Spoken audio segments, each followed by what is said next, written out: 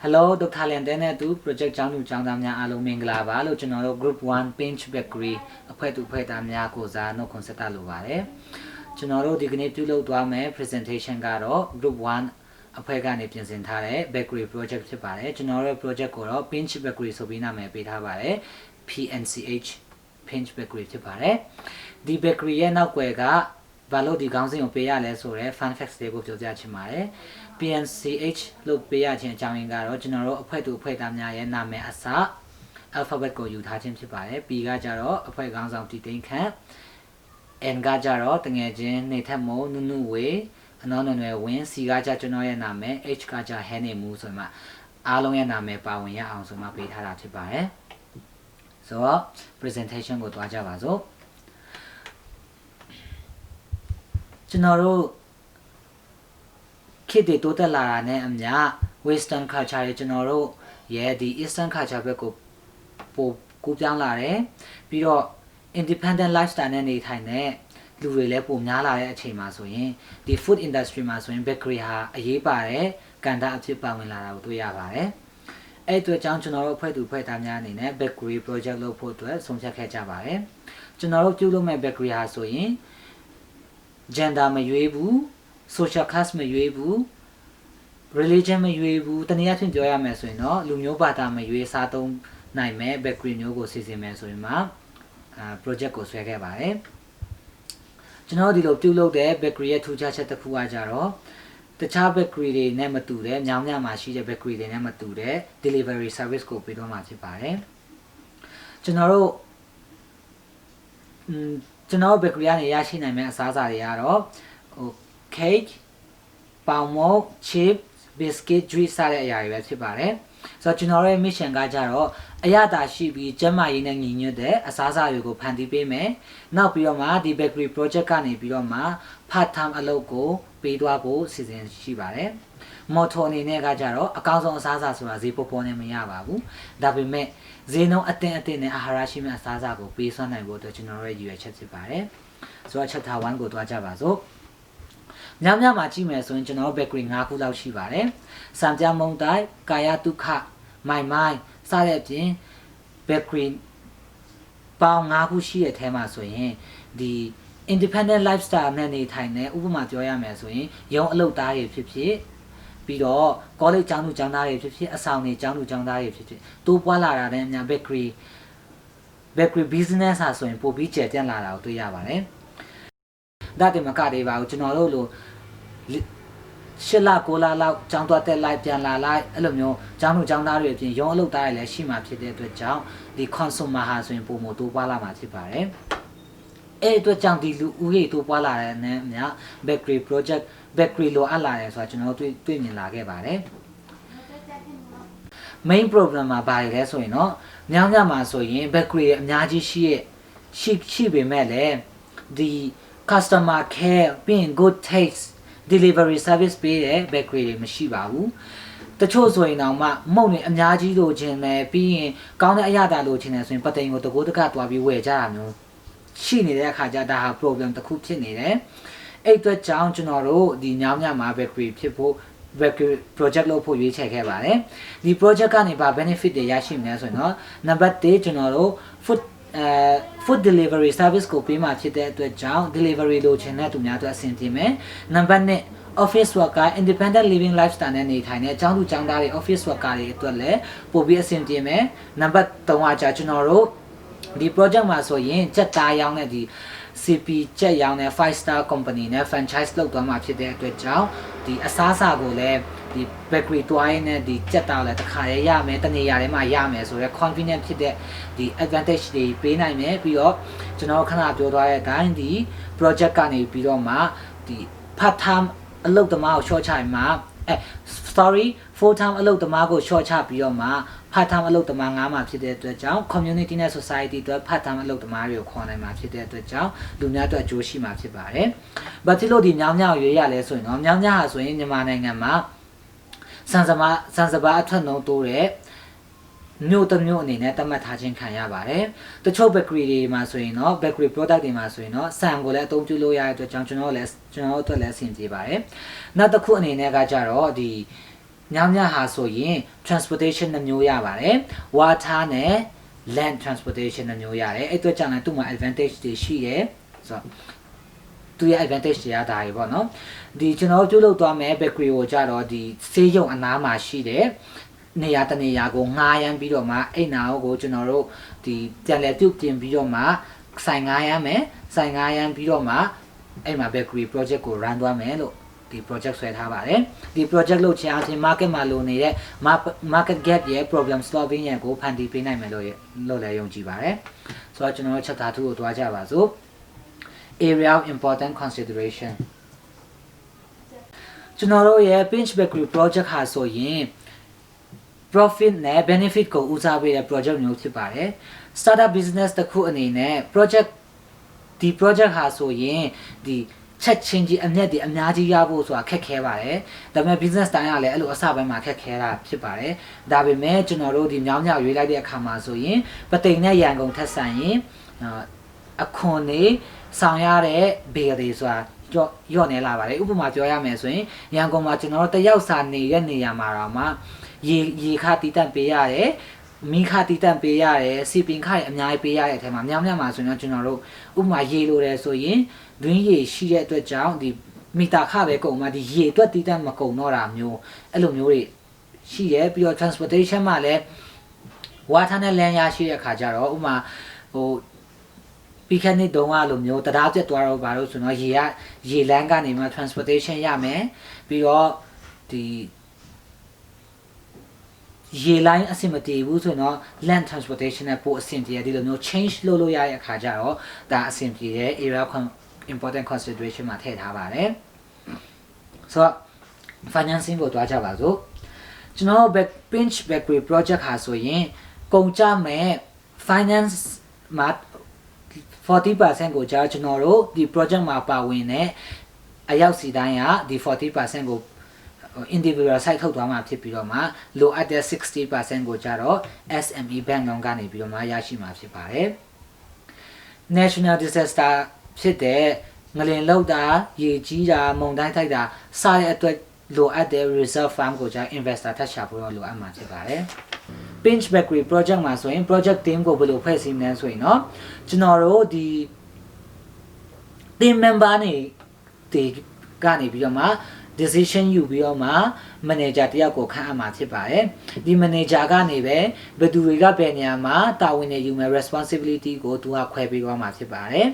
manager ဟာဆိုရင်အကြီးဆုံးနေရာမှာပါဝင်ပြီးတော့မှသူကအကုန်လုံးကိုဦးဆောင်မှလုပ်သွားမှာဖြစ်ပါတယ်ဒါပေမဲ့အဖွဲ့သားများအနေနဲ့ကတော့သူခွဲပေးတဲ့တာဝန်အတိုင်း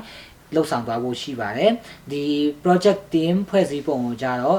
နောက်ကျန်တငယ်ချင်းတွေပေါ်ပြရခါအသေးစိတ်တည်သွားရမှာဖြစ်ပါတယ်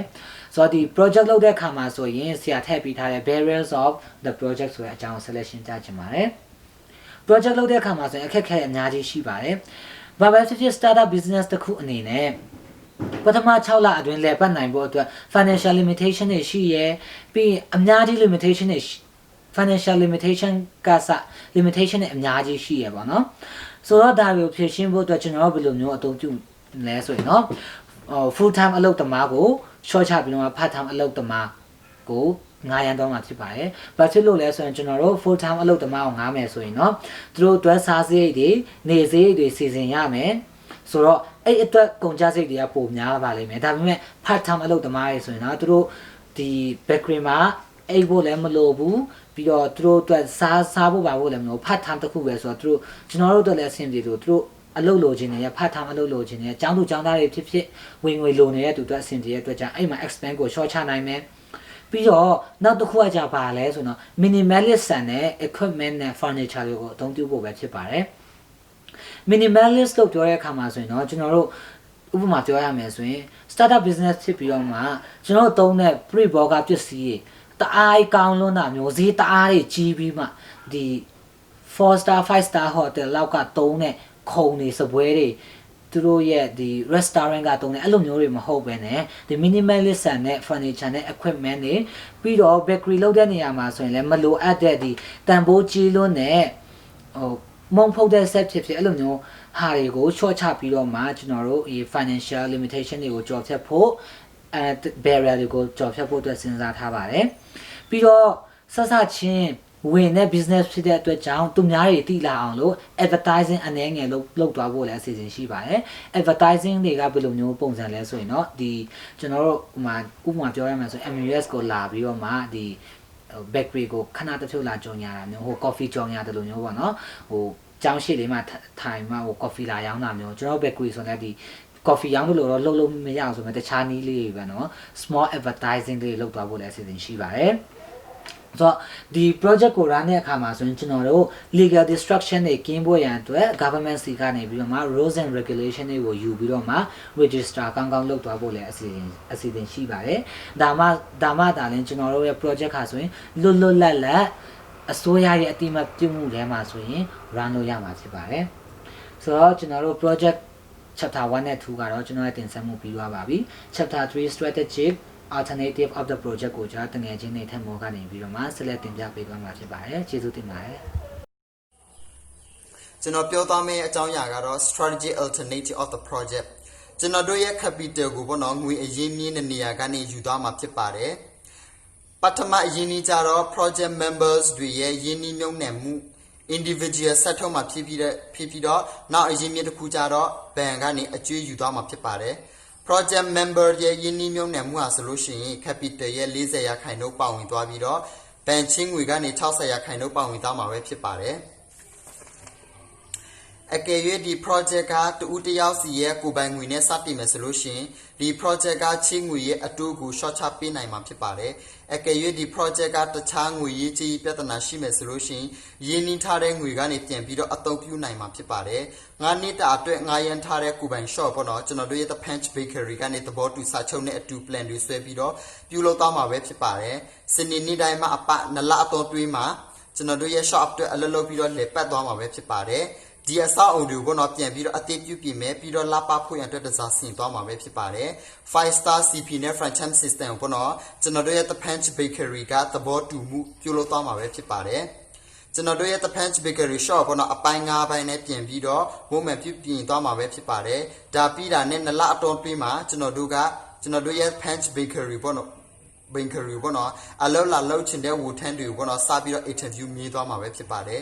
လုပ်ငန်းစဉ်အကြမှာဆိုလို့ရှိရင် project မှာလူနှစ်ယောက်ကိုရွေးချယ်သွားမှာပဲဖြစ်ပါတယ်လုပ်ငန်းစဉ်တွေကိုပေါ့နော်ပြန်ပြီးတော့အတိပြုပြင် movement တာကိုစစ်ဆေးမယ်ဒါမှမဟုတ်အကဲဖြတ်သွားမှာပဲဖြစ်ပါတယ်ကျွန်တော်တို့ရဲ့ The Punch Bakery လုပ်ငန်းမဖွင့်ခင်မှာကြိုတင်ပြီးတော့လှုပ်ဆောင်ရမယ့်အဓိကအစိတ်5စိတ်ကကျွန်တော်တို့ရဲ့ The Punch Bakery shop ကိုပေါ့နော်ပြန်ပြီးတော့ပြုပြင် movement ရမယ့်အပိုင်း5ပိုင်းကပထမတစ်ချက်ကခေါမိုးတွေပေါ့နော်အသေးပြန်ဖြစ်အောင်မိုးမှန်ပြုလုပ်မယ်ပြီးတော့ညစ်ပတ်နေတဲ့နေရံတွေကြီးလို့ရှုလို့မကောင်းတဲ့နေရံမှန်သမျှတွေပေါ့နော်အသေးဖြစ်အောင်လပနေအောင်နေရံတွေပေါ့နော်စေးသွသွားမှာပဲဖြစ်ပါတယ်အဲ့ဒါကပဲအခြေတော်တွင်းလဲဆိုလို့ရှိရင်အောက်တိုဘာ4ရက်ကနေ16ရက်အထိနဘတ်အတွင်းပြီးစီအောင်လှုပ်ဆောင်သွားမှာပဲဖြစ်ပါတယ်ဒုတိယတစ်ချက်ကတော့ရေအသုံးပြုဖို့အစီအပြေအောင်ရေပိုက်တွေကိုပေါ့နော်အသေးဖြစ်အောင်ပြုပြင်တက်စီသွားမှာပဲဖြစ်ပါတယ်အဲ့ဒါကအောက်တိုဘာ16ရက်ကနေ23ရက်အထိတပတ်အတွင်းပြီးစီအောင်လှုပ်ဆောင်သွားမှာပဲဖြစ်ပါတယ်နံပါတ်3ချက်ကတော့မိကောင်းကောင်းရရှိအောင်လျက်စစ်မီတီနဲ့ဝါယာကျိုးကိုတော့တက်ဆင်ပြီးတော့တက်တာအီအီစစ်နဲ့မုံဝင်နိုင်ဖို့ပြီးတော့ဝယ်ယူလာအပေးကြတဲ့ customer တွေဆိုလို့ရှိရင်စိတ်ကျဉ်တဲ့မှုရှိအောင်တက်တာနဲ့မုံဝင်နိုင်ဖို့ရအတွက်ပေါ့နော် air condition ကိုတက်ဆင်သွားမှာဖြစ်ပါတယ်အဲ့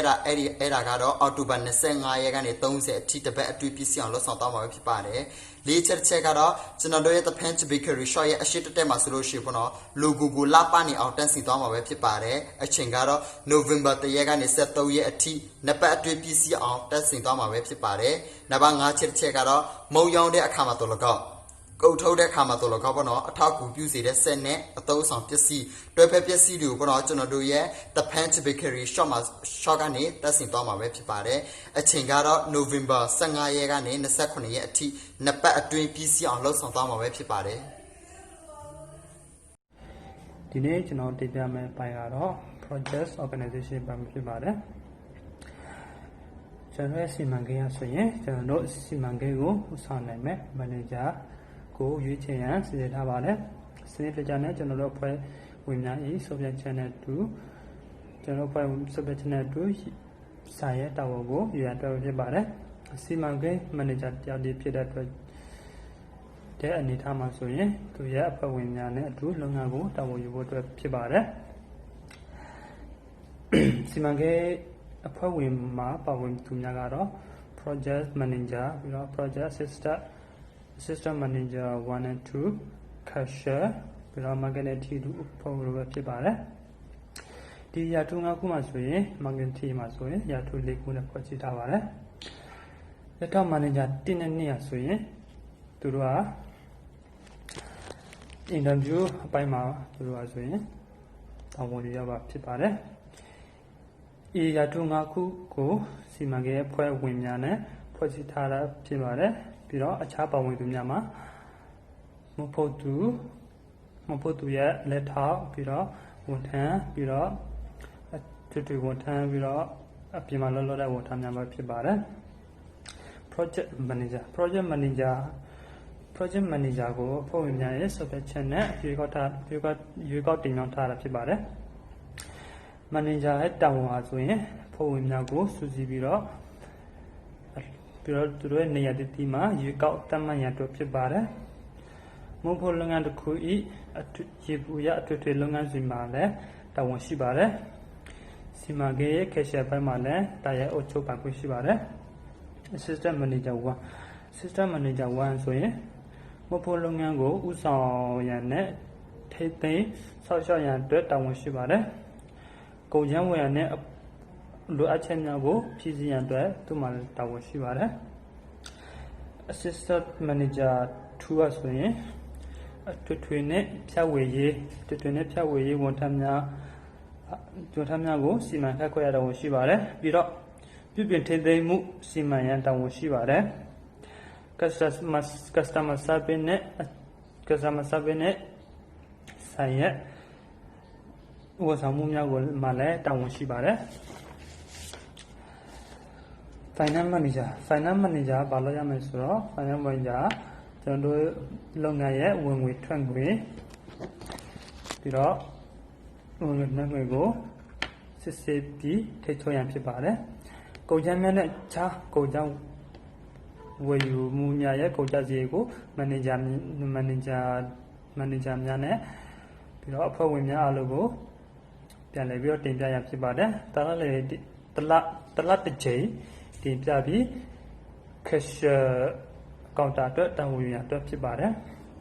marketing team ရဆိုဈေးကွက်ရှာဖွေတဲ့အဖွဲ့ဖြစ်ပါတယ်ဈေးကွက်ရှာဖွေသူတို့ဆိုရင်ဝန်ဆောင်မှုတိုးတက်ဖို့အတွက်ပြီးတော့ကိန်းမုံရန်တိုးတက်စေရန်ပြီးတော့ဖောက်တဲ့တုတ်ပြန်ချက်ကိုစူးစမ်းပြီးတော့အဲ့ဒီတုတ်ပြန်ချက်တွေကိုပြန်လည်ဖြည့်ရှင်းရန်အတွက်သူတို့မှာလှုပ်ဆောင်ရတာဖြစ်ပါတယ်အားလုံးကိုကျေးဇူးတင်ပါတယ်မင်္ဂလာပါကျမပြောသားမယ့်အပိုင်းအရ risk analysis ဖြစ်ပါတယ်ကျမတို့ bakery ဆိုင်လေးရဆိုရှင်ပေါ့နော်နှစ်လနေလို့ရှိရင်ဆိုင်ဖွင့်လို့ရပါပြီဒါပေမဲ့ဆိုင်ဖွင့်လို့ရတဲ့အချိန်ပေါ့နော်ကျမတို့အနေနဲ့ပြဿနာအချို့နဲ့ရင်ဆိုင်ရမှာဖြစ်ပါတယ်ဘာလို့လဲဆိုတော့ bakery ဆိုင်လုပ်သမားတွေရဆိုရှင်ကျမတို့ decoration တွေမလုပ်ပေးဘူးအဲ့တော့ကျမတို့ပြန်ပြီး decoration တွေလုပ်ပေးရမှာဖြစ်ပါတယ်ပြီးလို့ရှိရင်ကျမတို့ဆိုင်အတွက်လိုအပ်တဲ့ raw material တို့ပြီးလို့ရှိရင်labor cost တို့ပြီးလို့ရှိရင်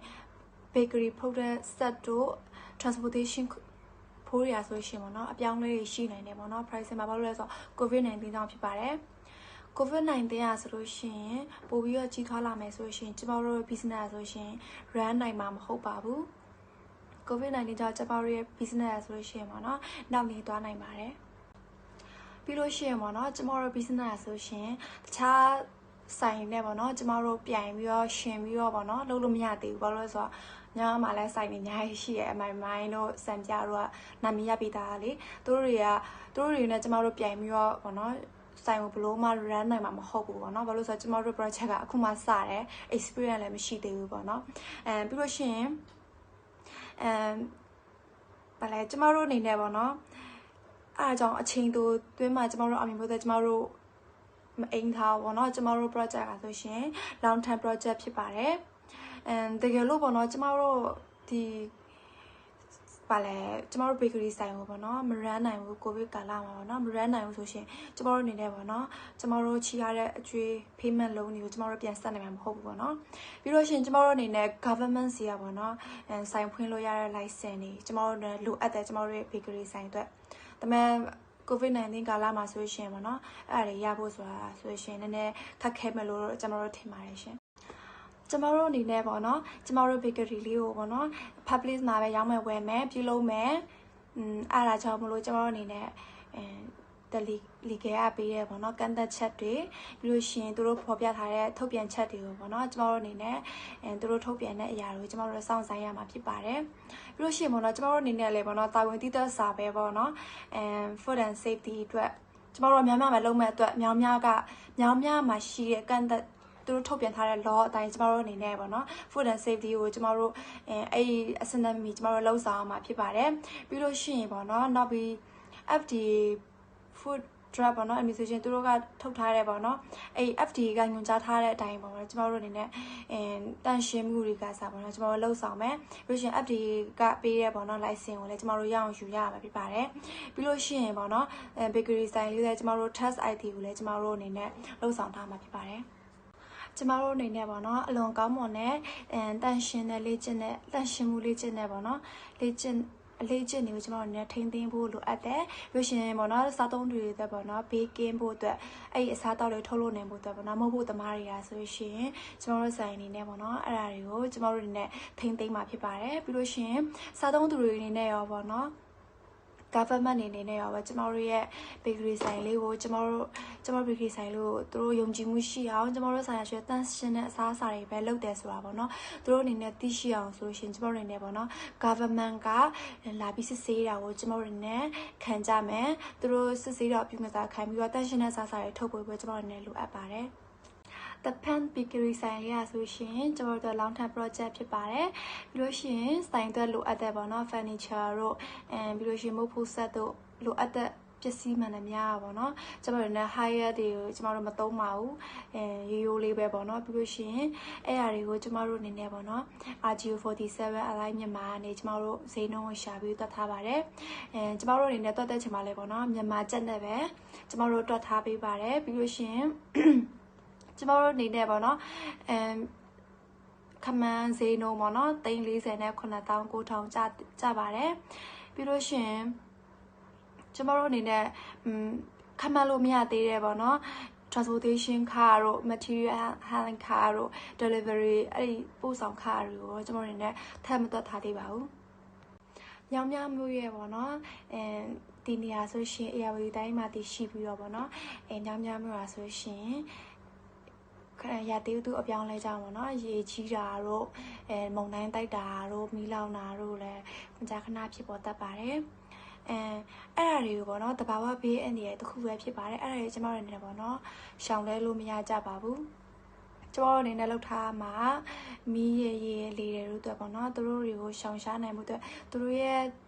တဘာဝတန်ကိုကျမတို့အနေနဲ့ကုခံနိုင်ဖို့ကျမတို့အနေနဲ့အာမခံနေထားရှိအောင်မှာဖြစ်ပါတယ်ကျမတို့အတွက် premium အာမခံလေးကျမတို့ရှိဖို့လိုအပ်ပါတယ်ရှင်ပြီးလို့ရှိရင်ပေါ့နော်ကျမတို့ရဲ့ customer တွေလုံခြုံမှုတို့လည်းကျမတို့အရေးကြီးပါတယ်ဆိုင်ဝင်ထမ်းမှန်းအနေနဲ့လည်းပေါ့နော်ကျမတို့အဲ့ဘေးတွေကနေလွတ်မြောက်ဖို့အတွက်ကျမတို့အနေနဲ့ပေါ့နော်သူတို့ကိုကျမတို့ပို့ပြီးတော့ပေါ့နော်သူတို့အတွက်ကျမတို့ကာကွယ်ပေးရမှာဖြစ်ပါတယ်ပြီးလို့ရှိရင်ကျမတို့အနေနဲ့ပေါ့နော်ဆိုင်ရဲ့ပေါ့နော်ကြိုတင်ပြီးတော့ကာကွယ်မှုတွေကျမတို့ကြိုပြီးလုပ်ထားတင်ပါတယ်ကျမတို့ဆိုင်မှာပေါ့နော်အမခံနေထားပေးတာတို့ဖြစ်ပေါ့အဲ့လိုမျိုးအမခံထားပေးမှဆိုကျမတို့ဆိုင်မှာဘယ်လိုတဘာဝပေးရနေပဲကျမတို့အနေနဲ့ပစ္စည်းသွားရှင်းတော့ရှိမယ်ဒါပေမဲ့ကျမတို့property ကမလျော့သွားအောင်ကျမတို့လုပ်နိုင်ပါတယ်ကျမပြောသွားမယ့်အကြောင်းအရာဒီလောက်ပါပဲအားလုံးကျေးဇူးတင်ပါတယ်ရှင်မင်္ဂလာပါကျွန်တော်ပြောရမယ့်အပိုင်းကတော့ Punch Bakery ရဲ့financial analysis နဲ့ project scheduling အကြောင်းဖြစ်ပါတယ်ကျွန်တော်တို့ project ကိုစတင်လည်ပတ်ဖို့အနေနဲ့လိုအပ်တဲ့ငွေကြေးပမာဏကတော့3,190,9,900ကျော်ကုန်ကြမှာဖြစ်ပါတယ်ကျွန်တော်အနေနဲ့ဒီလောက်များပြားတဲ့ပမာဏကိုကျွန်တော်တို့ဖွဲ့သားတွေထမ်းနေပြီးတော့မထုတ်နိုင်တဲ့အတွက်ကြောင့်မလို့ကျွန်တော်တို့ဘဏ်ကနေပြီးတော့ချိန်ငွေရယူမှာဖြစ်ပါတယ်ကျွန်တော်အနေနဲ့ဒီ project ရဲ့ငွေကြေးထည့်ဝင်မှုနဲ့ချိန်ငွေရယူမှုကြောင့်အနေငယ်ရှင်းပြချင်ပါတယ်ကျွန်တော်တို့ Punch Bakery ကိုစတင်လည်ပတ်ဖို့အတွက်လိုအပ်တဲ့ငွေကိုဘဏ်ကနေပြီးတော့60%ရယူမှာဖြစ်ပြီးတော့ကျွန်တော်ရဲ့ member တွေတူချင်းစီကနေပြီးတော့40%ရယူမှာဖြစ်ပါတယ်ဘဏ်ကနေရယူတဲ့60%ရဲ့ငွေပမာဏကတော့ သိန်း130 9,86390တက်မှနှစ်ချက်ဖြစ်ပြီးတော့40ရာခိုင်နှုန်းဖြစ်တဲ့ကျွန်တော်တို့ဦးချင်းစီ member တို့ဦးချင်းစီကနေရယူထားတဲ့ငွေကြေးပမာဏကတော့သိန်း90 9,926တက်မှ8ချက်ဖြစ်ပါတယ်အားလုံးစုစုပေါင်းလိုက်တဲ့ခါကျရင် total estimate cost ဖြစ်တဲ့သိန်း190 9,900,900 ချက်ကိုရရှိမှာဖြစ်ပါတယ်ကျွန်တော်တို့ဘန်နေပြီးတော့ချင်းငွေ60ရာခိုင်နှုန်းရယူတဲ့ခါမှာအတူ900ရာခိုင်နှုန်းပေးရမယ်ဆိုပြီးတော့ကျွန်တော်တို့တွက်ထားပါတယ်အတူ900ရာခိုင်နှုန်းပေးတဲ့ခါမှာ annual interest အနေနဲ့9,900,319 တက်မှ5ချက်ဖြစ်ပြီးတော့ monthly interest အနေနဲ့ 4,900,443 တက်မှ3ချက်ကိုပေးဆောင်မှာဖြစ်ပါတယ်ကျွန်တော်တို့ရဲ့ဒီ60ရာခိုင်နှုန်းဘန်နေရယူတာနဲ့တယောက်ပုံမှန်တူချင်းစီကနေ40ရာခိုင်နှုန်းထည့်ဝင်တာကိုပေါင်းလိုက်မယ်ဆိုရင်ကျွန်တော်တို့ total estimate cost ဖြစ်တဲ့ဒီ project ကိုစတင်လည်ပတ်ဖို့အတွက်အကြမ်းမြင့်ငွေကိုရရှိမှာဖြစ်ပါတယ်ကျွန်တော်တို့ punch bakery ကိုစတင်လည်ပတ်တဲ့အခါမှာကုန်ကျစရိတ်တွေကိုချုပ်ပေးထားဖြစ်ပါတယ်ဒီမှာဆိုရင်ကျွန်တော်တို့ကုန်ကျစရိတ်ကောင်းစဉ်အကြီး9ခုရှိပါတယ်ပထမဆုံးအနေနဲ့ကျွန်တော်တို့ဒီ punch bakery ကိုစတင်လုပ်ကိုင်တဲ့အခါမှာ license လိုအပ်ပါတယ်ဒီ license လိုအပ်တာကိုကျွန်တော်ရယူဖို့အတွက်ဒီရန်ကုန်မှာသွားပြီးတော့ license ကိုလျှောက်ထားတဲ့အခါမှာကုန်ကျမဲ့ကုန်ကျစရိတ်တွေအားလုံးဖြစ်ပါတယ်အဲထဲမှာပါလဲဆိုရင်သွားတဲ့ land state တွေပါမယ်တဲခိုစရိတ်စားတောက်စရိတ်တခြား expense တွေပါမယ်ပြီးရင် document expense တွေပါမယ်အဲ့ဒါတွေအားလုံးပေါင်းလိုက်တဲ့အခါမှာဆိုရင်10သိန်း52,000ကျပ်ဖြစ်ပါတယ်နံပါတ်2အနေနဲ့ကျတော့ကျွန်တော်တို့ဒီဆိုင်ကိုရှာဖွေတာရဲ့နောက်ပြီးတော့ဒီနှစ်ရှည်ငှားရမ်းတာကိုပြုလုပ်တဲ့ expense တွေဖြစ်ပါတယ်ကျွန်တော်တို့ဒီ punch bakery ကိုဖွင့်လှစ်တဲ့အခါမှာဆိုရင်ကျွန်တော်တို့မြေနေရာကိုငှားရမ်းမှာဖြစ်တဲ့နှစ်ရှည်ငှားရမ်းမှာဖြစ်ပါတယ်အဲဒါကြောင့်မလို့ဒီထက်မှာကျွန်တော်3နှစ်စာငှားရမ်းခါကိုထည့်သွင်းထားပါတယ်ဒီမှာအလုံးစုစုပေါင်းအနေနဲ့ကျတော့84သိန်းကုန်ကျမှာဖြစ်ပါတယ်နံပါတ်3မှာဆိုရင်ဒီကျွန်တော်တို့ဒီဆိုင်ကိုဖွင့်လှစ်နိုင်ဖို့အတွက် decoration တို့ maintenance ကိုပြုလုပ်ရမှာဖြစ်ပါတယ်အဲ့ထဲမှာဆိုရင်ဘာတွေပါဝင်မလဲဆိုရင်နေရန်ကိုစေတုတ်တာတွေဒီစီလေးတွေကိုပြင်တာတွေဒီ pipeline တွေပြင်တာတွေနောက်ပြီးတော့ဒီမီချိုးတွေတက်ဆင်တာတွေမီလုံးတွေတက်ဆင်တာတွေပြီးရင်ကျွန်တော် air condition တွေတက်မှာဖြစ်ပါတယ်အဲ့ air condition တက်တဲ့ကုန်ကျစရိတ်တွေလည်းထည့်သွင်းထားပါတယ်နောက်ပြီးတော့ကျွန်တော်တို့ဒီဆိုင်ရဲ့ logo တွေပြီးရင် signboard တွေကိုချိတ်ဆွဲတဲ့အခါမှာကုန်ကျတဲ့ကုန်ကျစရိတ်တွေအားလုံးကိုတွက်ထားပါတယ်အားလုံးစုစုပေါင်းကုန်ကျစရိတ်ကတော့15သိန်းဖြစ်ပါတယ်နံပါတ်4မှာဆိုရင်ကျွန်တော်တို့ဒီ bakery မှာလိုအပ်တဲ့accessory တွေ baking machine တွေနောက်ပြီးတော့ဒီ customer တွေထိုင်ပြီးစားတောက်နိုင်ဖို့အတွက်ခုံတွေ counter တွေလိုအပ်တဲ့ပစ္စည်းအစုံတွေကိုဝယ်ယူဖို့အတွက်ဒီတွက်ချက်ထားတဲ့ expense ဖြစ်ပါတယ်အားလုံးစုစုပေါင်းအားကြတော့64သိန်း25,319 ကျပ်ကုန်ကျမှာဖြစ်ပါတယ်နံပါတ်5အနေနဲ့ကြတော့ဒီ customer တွေကိုရှာဖွေတာတွေကျွန်တော်တို့နဲ့လက်တွဲလုပ်ဆောင်မဲ့ partner တွေကိုရှာဖွေတာတွေမှာကုန်ကျမဲ့ကုန်ကျစရိတ်တွေကိုတွက်ထားပါတယ်အဲ့ဒီမှာပါမလဲဆိုရင်ကျွန်တော်တို့ဒီ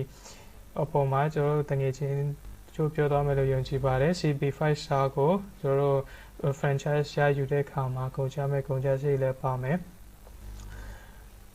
ကျွန်တော်တို့ဒီ broker fee တွေလည်းပါမယ်ကျွန်တော်တို့ဒီ delivery service ကိုလည်းကျွန်တော်တို့ဒီ punch bakery ကနေပြီးတော့ပေးမှာဖြစ်တဲ့အတွက်ကျွန်တော်တို့ဒီသွားပို့တဲ့အခါမှာလိုအပ်မဲ့ motorcycle တစ်စီးကိုလည်းဝယ်တဲ့အခါကုန်ကျစရိတ်ကိုလည်းထည့်သွင်းထားပါတယ်အားလုံးစုစုပေါင်းကကြတော့36သိန်းကုန်ကျမှာဖြစ်ပါတယ်အားလုံးဒီ9ခုအားလုံးကိုပေါင်းလိုက်တဲ့အခါမှာ total ကကြတော့သိန်း190 9,900,319 ကျပ်ကုန်ကျမှာဖြစ်ပါတယ်ဒီ amount ဆိုရင် total estimate cost ဖြစ်ပါတယ်ကျွန်တော်တို့ဒီ project တစ်ခုလုံးကိုလည်ပတ်နိုင်ဖို့အတွက်ဒီပြန်ပြကုန်ကျငွေတစ်ခုဖြစ်ပါတယ် flow ကကြတော့တလစာတို့တွက်ထားပါတယ်ဒီတလအတွင်းမှာဆိုရင် income အနေနဲ့က43သိန်း9,000ရရှိမှာဖြစ်ပြီးတော့ကျွန်တော်တို့ expense အနေနဲ့ကြတော့ဒီ expense နဲ့မှာဆိုရင်ကျွန်တော်တို့ဒီတလမှာပေးရမယ် tax အခုငွေတွေပါထည့်သွင်းပြီးတော့တွက်ချက်ထားဖြစ်ပါတယ်ဒီတစ်လအတွင်းမှာကုန်ကြမဲ့ expand ကကြတော့320 94,943 ကျပ်ဖြစ်ပါတယ်ဒီတစ်လအတွင်းမှာကုန်ကြမဲ့ total income ရရှိလာမဲ့ total income နဲ့ total expense ကိုကျွန်တော်တို့နှုတ်လိုက်တဲ့ခါကျတော့ monthly net income ကိုရရှိမှာဖြစ်ပါတယ်ဒီ monthly net income ရဲ့ပမာဏကကြတော့320 95,000 59 ကျပ်ဖြစ်ပါတယ်ဒီပမာဏကိုကျွန်တော်တို့ဒီတစ်နှစ်စာရှာလိုက်တဲ့အခါမှာစနစ်နဲ့မြှောက်လိုက်တဲ့အခါမှာကျတော့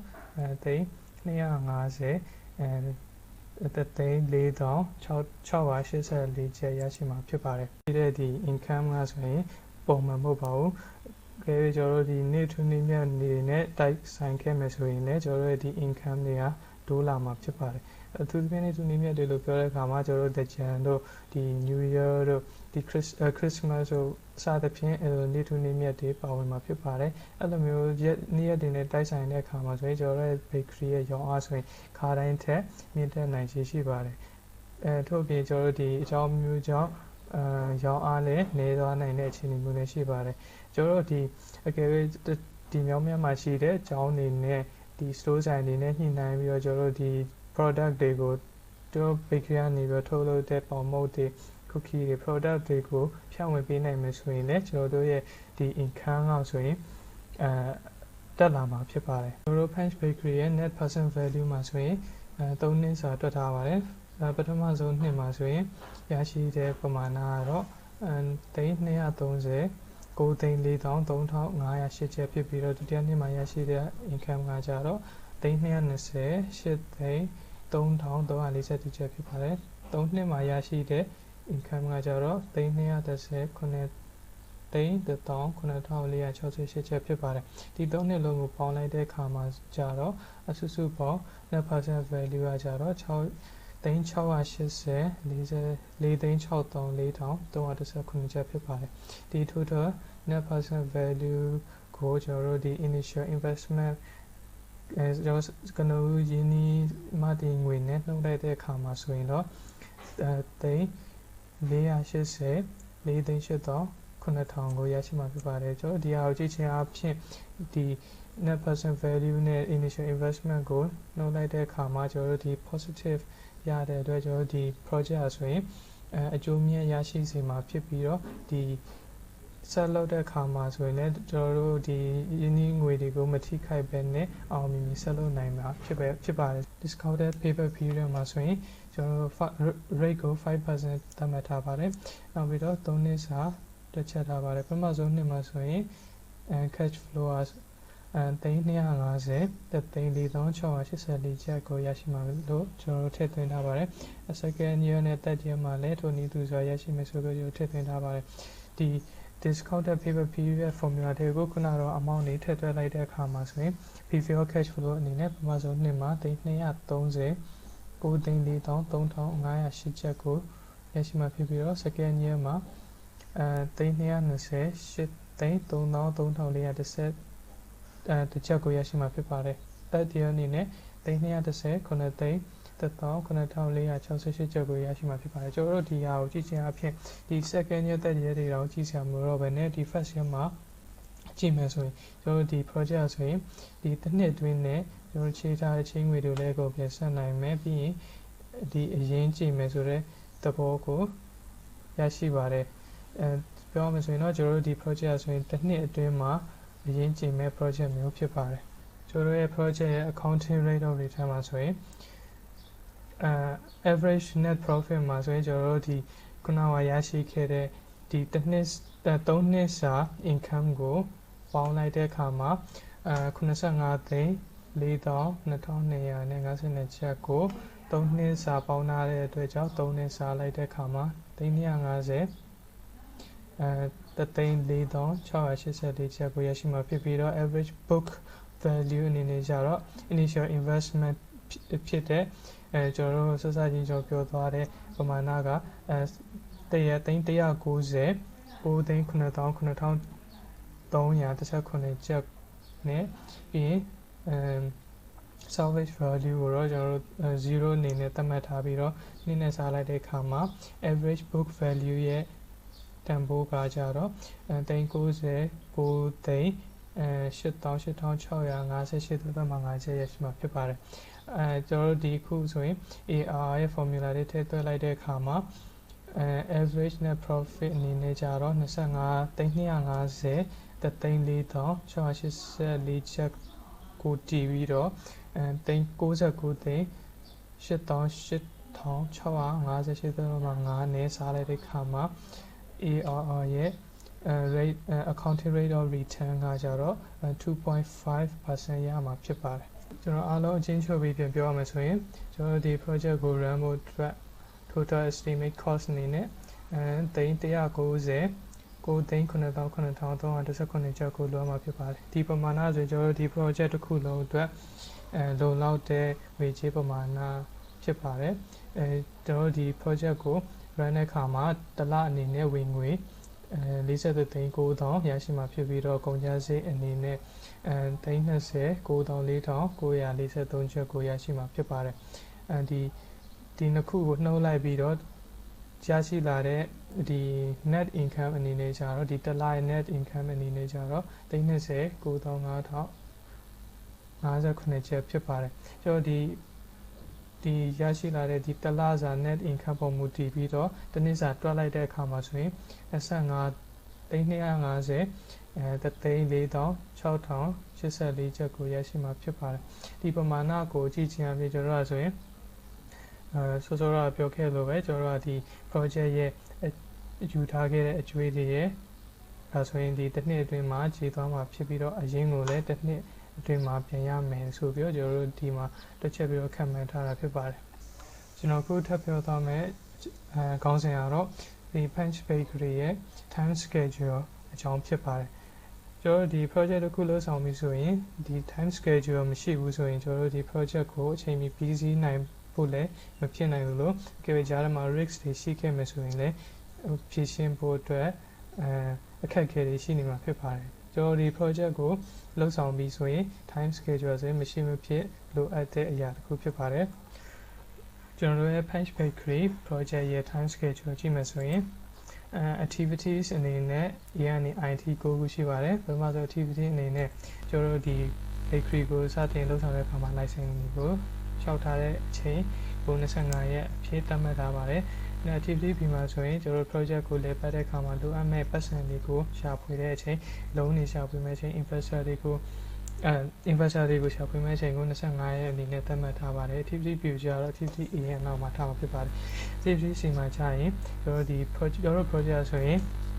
မြေနေရာကိုအနှစ်ချိန်9ရက်ပြီးတော့လောက်ဆောင်မှာဖြစ်တဲ့မြေနေရာကောင်းကိုရရှိဖို့ရှာမဲ့အချိန်ကို12ရက်သတ်မှတ်ထားပါတယ် activity C ကိုကျတော့ E နဲ့ B ရဲ့နောက်မှာထားမှာဖြစ်ပါတယ် activity မှာကျတော့ sign ရဲ့ decoration နဲ့ maintenance တွေကိုပြုလုပ်မဲ့အချိန်ဖြစ်ပါတယ်သူ့ရဲ့ကြာချိန်ကိုကျတော့36ရက်ဖြစ်ထားပါတယ်activity ကိုကျတော့ C ရဲ့နောက်မှာထားမှာဖြစ်ပါတယ် activity E ကိုကျတော့ကျွန်တော်တို့ဒီ bakery မှာလိုအပ်တဲ့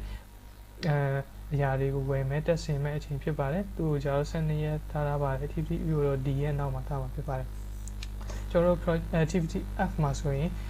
interview ရဲ့အချိန်ဖြစ်ပါတယ် interview မှာဆိုရင်ကျွန်တော်တို့ဒီ project မှာဆိုရင်အလုပ်သမား part time အလုပ်သမား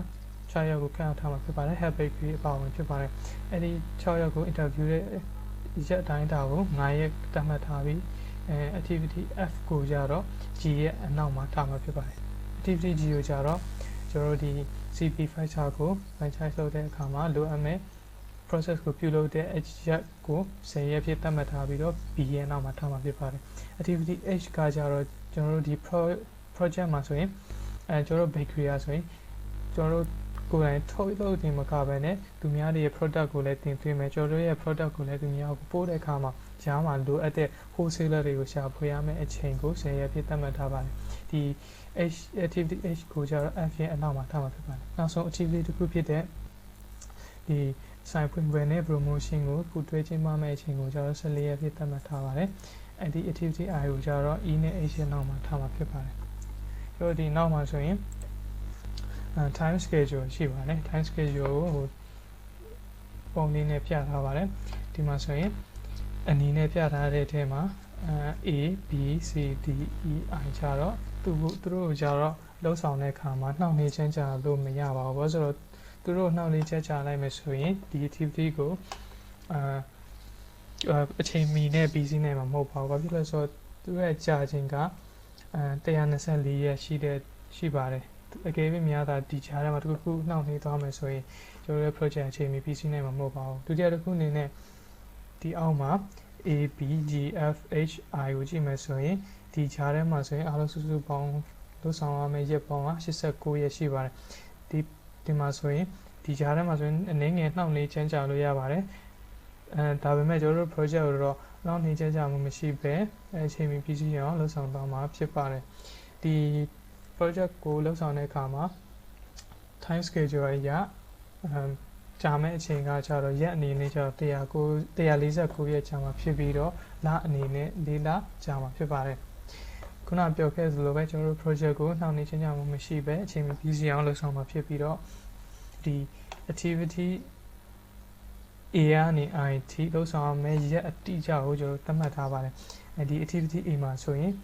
ဘယ်ချိန်ကနေစမလဲဆိုရင် July 21ကနေပြီးတော့ August 18မှာပြီးဆုံးမှာဖြစ်ပါတယ်ဒီကြားရက်ကကျတော့25ရက်ရှိပါတယ်